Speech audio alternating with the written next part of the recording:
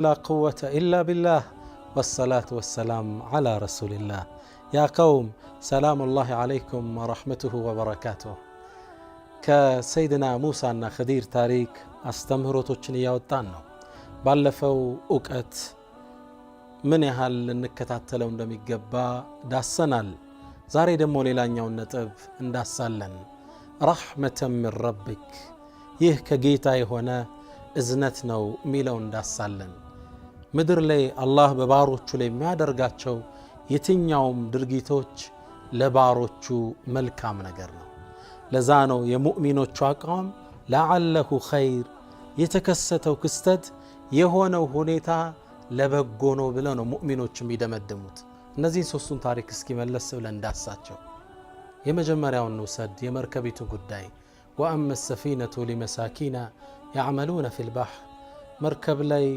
የሚሰሩ ምስኪኖች ናቸው የነሱ ንብረት ናት እሷን ያከራዩ ነው የገቢ ምንጭ የሚያገኙት እነዚህን ግን አምባገነን መንግስት ወስዶባቸው በችግር እንዳይማቀቁ አላህ መርከቧ ቀድማ እንድትበሳ እንድትሰነጠቅ አደረጋት ሲታይ ላዩ መጥፎ ነው ግን ሙእሚን ምን ማለት አለበት ለዓለሁ ኸይር ለዛም ነው መጨረሻ ላይ እንዳይወሰድባቸው እንደታሰበ ያብራራ ሰይድና ኸዲር እስኪ ሰቡት እነዚህ ሰዎች ንብረታቸው ቢወረስ ኑሯቸው ምን ይሆን ነበር ከዚህ ማሳልፉት አንሰጥም ብለው ንጉሱ ጋር ቢፋለሙ አይገደሉም ልጆቻቸው የቲም ሲሆኑ አይታያቸውም አሊያም ቢያስራቸው ወስዶ ቤተሰብ እነሱን እስር ቤት በመጠየቅ ሲንገላታ አይታያቸውም ሱብሃንአላህ አላህ ግን ቀድሞ ስብራት እንዲመጣ አደረገ አንተም ወንድሜ አንቺም እህቴ ህይወትሽ ላይ የሚመጣው ስብራት ለዓለሁ ኸይር የሙእሚን መነጽር ይሄን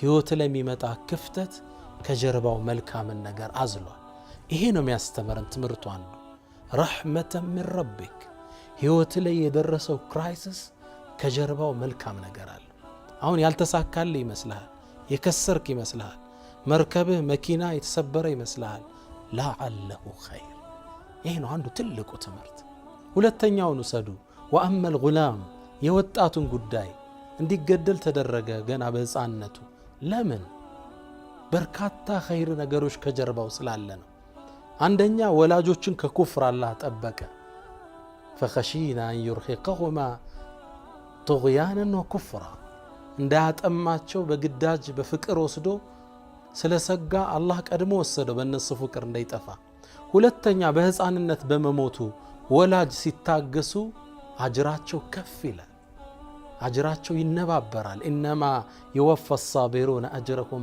بغير حساب ይሄን አጅር ሊሰጣቸው ቀማቸው በልጅነት ሶስተኛ ከርሱ የተሻለ ሌላ ልጅ ሊተካላቸው አላህ አስቦ ነበር فأردنا أن يبدلهما ربهما خيرا منه زكاة وأقرب رحمة ከርሱ የተሻለ ብፁ ለወላጆቹ አዛኝ አቅረበ ረህማን ሊሰጣቸው ከጀል ሶስተኛውን ጠቅሞ ይዩት አራተኛ ለወደፊት በሚሰጣቸው ልጅ አመስጋኝ እንዲሆኑ አላህ ያደርጋቸዋል አንድ ሰው ለአመታት ሳይወልድ ቆይቶ ሲወልድ አዲስ ለሚመጣው ልጅ የሚሰጠው ክብር የተለየ ነው አመስጋኝ እንዲሆን ይፈልጋል አንድ ወንድም አለ ትልቅ ኡስታዝ መሐመድ ሰይድ አደምለው 20 አመት የጠበቀው ልጅ አላህ ሰጠው ልክ ሲወለድ አብድ ሽኩር አለ ለምን አመስጋኝ ትሆናለህ አጠስ ታገኝ የመጀመሪያ ልጃቸውን አጠው በሁለተኛ ሲተካላቸው እነዚህ ወላጆቹ እንዴት ደስተኛ ሊሆኑ እንደሚችሉ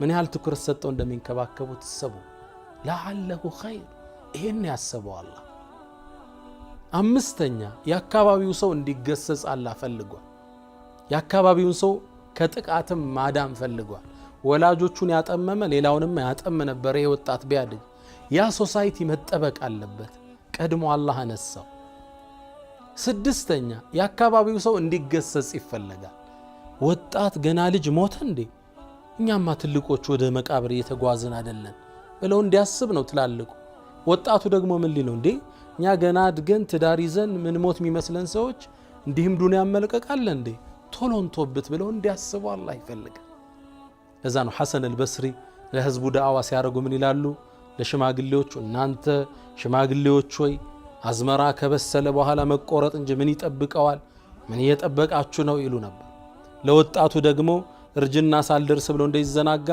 እናንተ ልጆች ሆይ አዝመራው ከመታጨዱ በፊት ውርጭ መጥቶ እንዳጠፋው አላያችሁም እንዴ ምን ትጠብቃላችሁ ይሉ ነበር። ስድስተኛ ጥቅሙ ይሄ።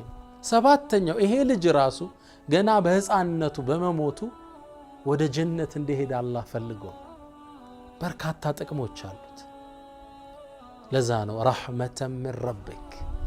ሙእሚን አቋሙ የሚፈጠርበት ህይወቱ ክራይሲስ፣ ችግሮች፣ አለመሳካቶች ከጀርባው መልካም ነገር አለ። የንብረት ማጣት፣ የልጅ ማጣት፣ ህይወቱ ላይ የሚደርስ ስብራት ለዓለሁ ኸይር ረሕመተን ሚን ረቢክ። ሱብሓነላህ። ወአማ አልጂዳር፣ እስኪ ሶስተኛውን ውሰዱ። ያ ግንብ ባይቆም ኖሮ፣ ያ ግድግዳ እንደ አዲስ ባይሰራ ኖሮ ያ ማህበረሰብ የየቲሞችን ንብረት ሲዘርፍ አይታያችሁ? አላህ ያም መጠበቅ ፈለገ፣ እንዲገነባ አደረገ። ምናልባት እኮ እነዛ ልጆች ህፃን እያሉ ለህፃንነታቸው ለልጅነታቸው ተቸግረው ሊሆኑ ይችላል። ግን አላህ ሲያድጉ እንደሚጠቅማቸው ስለሚያውቅ እንዲቆይ ያደረገው አን የብሉጋ አሹደሁማ፣ ለስራ እስኪበቁ ድረስ ገንዘቡን ለትክክለኛ ቦታ ማዋል እስኪጀምሩ ድረስ አላህ ያዘባቸው። ሪዝቅ እኮ ዘግይቶባቸዋል፣ በልጅነታቸው አላገኙትም። አንተም ህይወት ላይ የሥራ መጓተት፣ የንግድ አለመሳካት ረሕመተን ሚን ረቢክ፣ የአላህ እዝነት ከጀርባው አለበት። በዚህ እንዳትጠራጠር። እስኪ ውሰዱ ነቢዩላህ ኢብራሂም ዓለይሂ ሰላም ልጃቸውን እንዲያርዱ አላህ አዘዛቸው። እስማዒልን በእርጅና ያገኙትን ልጃቸውን አልሐምዱሊላህ አለዚ ወሀበ ሊ ዐለል ኪበሪ ብለው አላህን ያመሰገኑበት ልጃቸውን አላህ ረዳ አላቸው ሊፈትናቸው። አባት በእርጅና ያገኘውን የአይኑን ማረፊያ ያርዳል። አላህ ግን አዘዘ ልጅህን ረድ። ታሪኩን ስናነበው መጀመሪያ ሁላችን ትደነግጣለን። መጨረሻ ግን አላህ ወፈደይናሁ ቢዘብሕን ዐዚም፣ በትልቅ የሆነ በግ ተካቸው። ዑለማ ምን ይላሉ? ይህ ክስተት መነሻው አስደንጋጭ ይመስላል፣ ከጀርባው ግን በርካታ መልካምን ነገር አዝሏል። ያኔ ነቢዩላህ ኢብራሂም ልጃቸውን ለማረድ በወሰዱት ቁርጥ አቋም በተተካው በግ ምክንያት ኡዱሕያ ሁሌ እናርዳለን። አላህ ምን ፈልጎን? እስከ የውመል ቂያማ ምስኪኖቹ እንዲበሉ አላህ ፈልጓል። ሙእሚኖቹ እያረዱ ኡዱሕያ እንዲያካፍሉ አላህ ፈልጓል። ስታየው ላዩ ሸር ይመስላል ወይም ጥሩ ምቾት ላይ ሰጥህ ይችላል። ከጀርባ ግን መልካም ነገር አለ። ሃጀራን ውሰድ ዓለይሃ ሰላም፣ የኢብራሂምን ባለቤት ልጇን ይዛ በረሃ ላይ ኢብራሂም ዓለይሂ ሰላም መካ ላይ ጥሏት ሄደ። አስቀምጧት ሸሽቶ ሲሄድ ጠየቀችው፣ ያ ኢብራሂም ኢላ መን ተትሩኩና፣ ለማን ነው የምትተወን? ጸጥ አለ። አላህ ነው እንዴ በዚህ ያዘዘ? ኢብራሂም ዓለይሂ ሰላም ራሳቸውን ነቀነቁ። ነዓም አሉ። ቃለት ኢዘን ለን ዩደይዑና፣ አላህማ አይተውንም አለች። ትንሽ ቆየች። እጇ ጋ ያለው ምግብ አለቀ። ልጇ ማልቀስ ጀመረ። ውሃ ፍለጋ ወደ ሶፍዋ ተራራ ትወጣለች። ከዛ ወደ መርዋ ትመለሳለች። ሶፍዋ መርዋ ተመላለሰች። መጨረሻ ላይ አላህ ዘምዘም ውሃን አፈለቀላት። አላህ አልተዋትም። ሲታይ በረሃ ላይ መጣሏ ጥሩ ነገር አይመስልም። አላህ ግን ዘምዘም ውሃን በሷ ሰበብ እንዲወጣ አደረገ። እስከ የውመል ቂያማ ሙእሚኖች ይጎነጩታል። ዱዓ አድርገው እስቲጃባ ያገኙበታል። ማኡ ዘምዘም ሊማ ሹሪበ ለህ፣ ለተጠጣው ነገር ነው ብለዋል ነቢዩ ሰለላሁ ዐለይሂ ወሰለም። ሶፋና መርዋ እሷ የሮጠችበት ውሃ ፍለጋ የኡማው ሱና ሆኖ እንዲቀጥል ተደረገ። አሁን ሐጅ የሄደ ሰው ሶፋና መርዋ መሮጥ ግዴታው። ከላይ ስታየው ጥሩ ላይ መስል ይችላል፣ ከጀርባ ግን አላህ ያሰበዋል። የሀጀር ያንን መሮጥ ሱና አድርጎ ተከለው። ያ ዘምዘሟ እስከ የውመል ቂያማ እንጎነጨዋል። ህይወት ላይ ግር ያለህ ነገር፣ ምቾት ያልሰጠ ነገር ከጀርባው ኸይር ነገር አለ። ረሕመተን ሚን ረቢክ። ና ሙእሚን በአላህ ውሳኔ ይወዳል። አርዳ ቢልቀዳ፣ ሪዳ በአላህ ውሳኔ መውደድ ጀነቱ ዱንያ፣ የዱንያ የደስታ ምንጭ፣ ወሙስተራሑ ልዓሪፊን የአላህ ባሮች ማረፊያ። ዛቀ ጣዕመል ኢማን ይላሉ ረሱል ስ ሰለም።